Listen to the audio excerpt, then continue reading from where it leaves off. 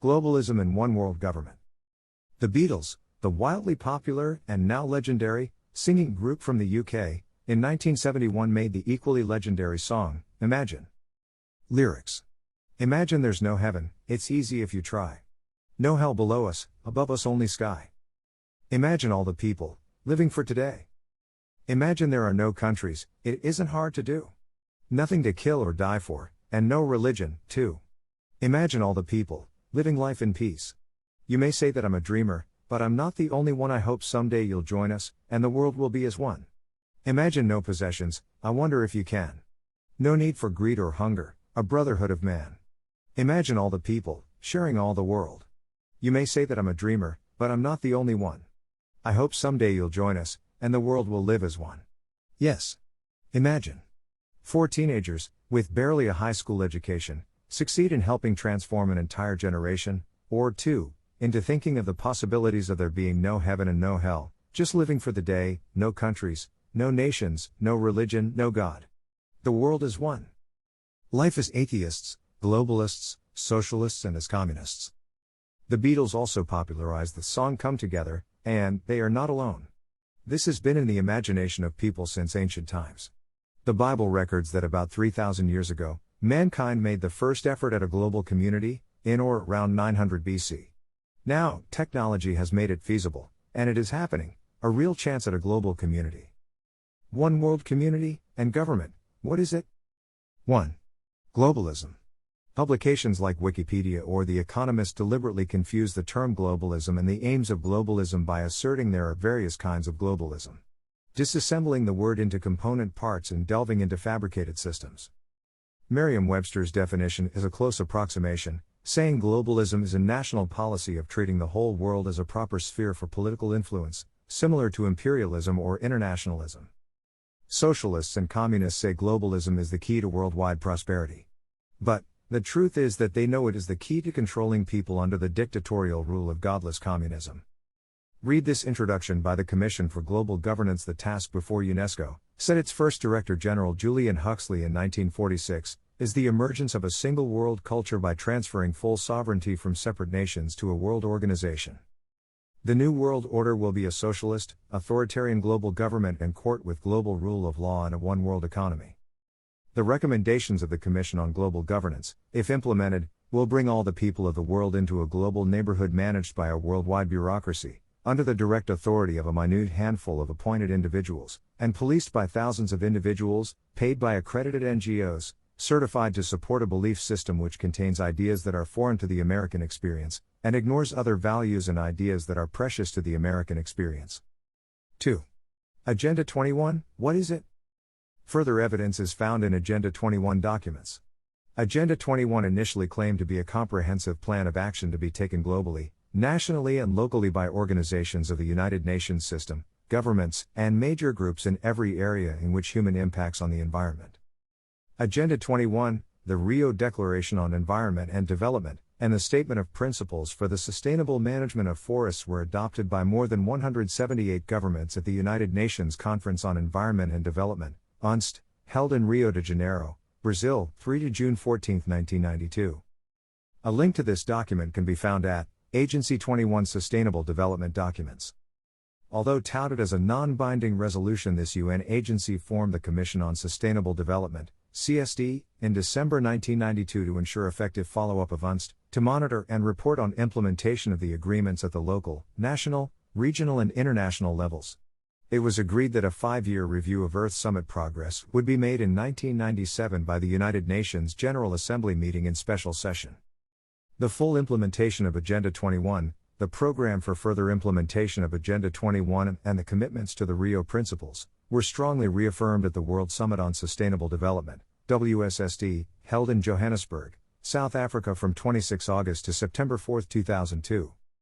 There was a World Summit on Sustainable Development, held in New York City, New York, USA, September 15 to 17, 2015, in which a date of 2030 has been set for complete global dominance by this Marxist global movement.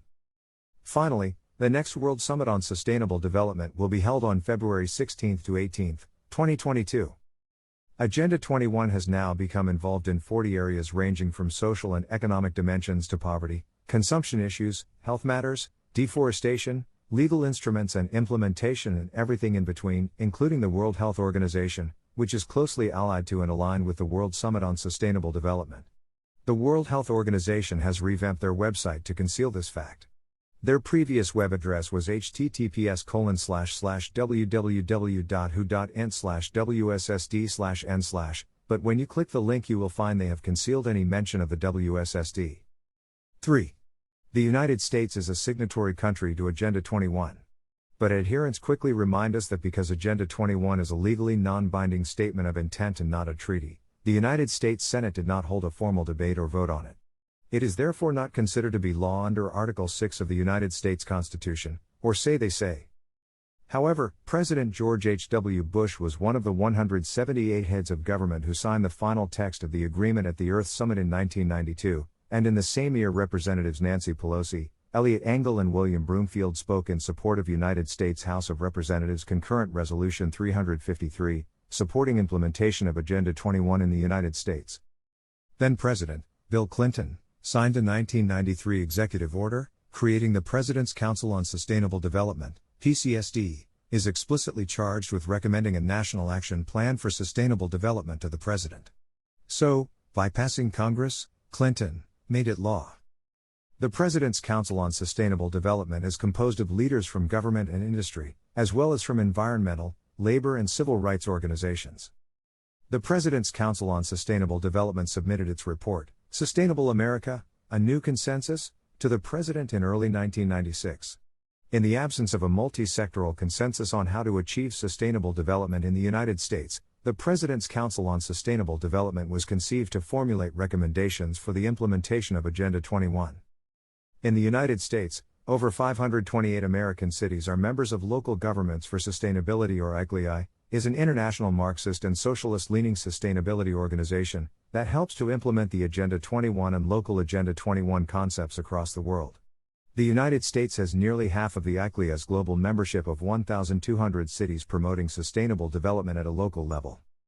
The United States also has one of the most comprehensively documented Agenda 21 status reports. In response to the opposition, Don Knapp, U.S. spokesman for the ICLEI, has said sustainable development is not a top-down conspiracy from the UN, but a bottom-up push from local governments. Additional links to the President's Council on Sustainable Development. Sustainable America, A New Consensus. Sustainable America, A New Consensus for Prosperity, Opportunity. The President's Council on Sustainable Development. 4. One World Government. The Bible tells us of a time when world events will collide in a worldwide cataclysm. We are seeing what appears to be the final acts of that day. The Bible warns us of wars and rumors of wars, nations rising against nations, earthquakes, famines, drought, disease and death. We are warned of false messiahs, a horrific persecution of Christians, worldwide, and a great falling away from the faith. All of these things have already occurred and have been ongoing since the death and resurrection of Jesus, except for the apostasy, the great falling away, but we now have signs that the apostasy has begun. We are told that after the tribulation of those days, seemingly the first 5 seals as described above and in the book of Matthew chapter 24 and the book of Revelation chapters 6 and 7, the world will witness great cosmic disturbances as never seen by mankind. During these times, the Bible, the books of Daniel and of the Revelation, foretells of coming a world government, headed by a highly intelligent and charismatic individual who is able to lead a great and fierce army, conquering many. He will be able to deceive many and to do miraculous deeds, and will take control of a worldwide empire in the lives of every person on earth. I have outlined the seals of the tribulation, below for easy reference in order to point out what is now at hand. I am showing Jesus' word to his disciples, taken from the book of Matthew, chapter 24, and I have added the corollary verses from the book of Revelation. When does the 7 years of the Great Tribulation begin? This time is at hand. Please, read and prepare. Your brother and friend, Mike Young. Related posts and pages. https://whitestone2020.com/2020/11/18/ The Great Reset/ https://whitestone2020.com/globalism and the Tower of Babel/ https://whitestone2020.com/2021/04/28/ What is globalism/ https://whitestone2020.com/the pre-wrath rapture/